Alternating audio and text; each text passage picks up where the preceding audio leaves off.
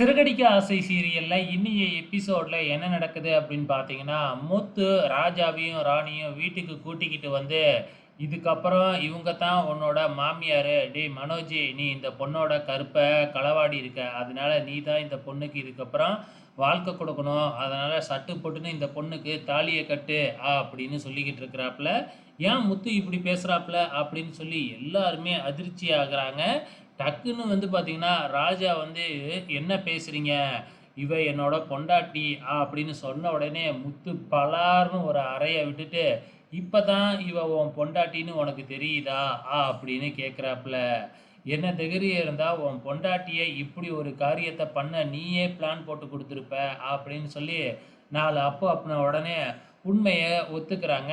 "நாங்க இப்படியெல்லாம் பண்றதுக்கு காரணமே இவங்க தான். நாங்க காசே எடுக்கவே இல்ல. இருந்தாலும் எங்க மேல திருட்டு பழிய போட்டாங்க.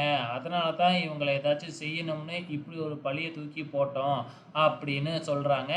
அதுக்கப்புறம் ராஜா, ராணி இவங்க 2 பேத்துக்கிட்டயும் மனோஜ் எந்த தப்பும் பண்ணவே இல்ல அப்படின்னு சொல்லி எழுதி வாங்கிக்கிட்டாங்க. ஸோ இதுக்கப்புறம் என்ன நடக்க போகுது அப்படின்னு பார்த்தீங்கன்னா, இந்த பக்கம் மனோஜ் பயங்கரமா சந்தோஷத்துல இருக்கிறாப்புல. ஏதோ எப்படியோ தப்பிச்சுட்டோம் இந்த முத்தால அப்படின்னு சொல்லிட்டு. அதே டைம்ல நம்ம முத்து ஒரு கேள்விய எழுப்புறாப்புல. ஸோ கடையில இருக்கிற லாக்கரோட சீக்ரெட் கோடு வந்து இவங்க 2 பேருக்கு மட்டும் தானே தெரியும். அப்ப இவங்க 2 பேத்துல யாராச்சும் ஒருத்தவங்க தானே பணத்த எடுத்திருக்க முடியும். அப்படின்னு சந்தேகத்த கெளப்புறாங்க. விஜயா இப்பலாம் ரோகிணிய நம்புறதில்ல இல்லையா? கண்டிப்பா ரோகிணி எடுத்திருப்பா அப்படிங்கிற மாதிரி விஜயாவே சொல்லிக்கிட்டு இருக்கிறாங்க. ரோகிணிக்கு இப்ப பயம் வந்துருச்சு. ரூமுக்குள்ள போயிட்டு மனோஜ் கிட்ட போய் எதுவுமே தெரியாத மாதிரி, "ஒருவேளை நீயே பணத்த எடுத்துட்டியோ?" அப்படிங்கிற மாதிரி மனோஜ பார்த்து கேள்வி கேட்குறாங்க. மனோஜ் "நான் எதுக்கு எடுக்கிறேன்?" அப்படிங்கிற மாதிரி சொல்றாப்புல. ஏன்னா மனோஜ் ரோகிணிய சந்தேகப்பட்றக்கூடாதுல்ல. அதுக்காக நம்ம ரோகிணிய முந்திக்கிட்டு இப்படி ஒரு கேள்விய கேட்டிருக்கிறாங்க. இந்த பக்கம் நம்ம மீனா வந்து பார்த்தீங்கன்னா, கிறிஸோட அம்மா துபாயில இருக்காங்க இல்லையா? அவங்க கிட்ட எப்படியாச்சும் பேசியாகணும். அவங்க நம்பர வாங்கணும் அப்படின்னு பேசிக்கிட்டு இருக்கும்பொழுது, நம்ம முருகன் ஃபோன் பண்றாப்புல.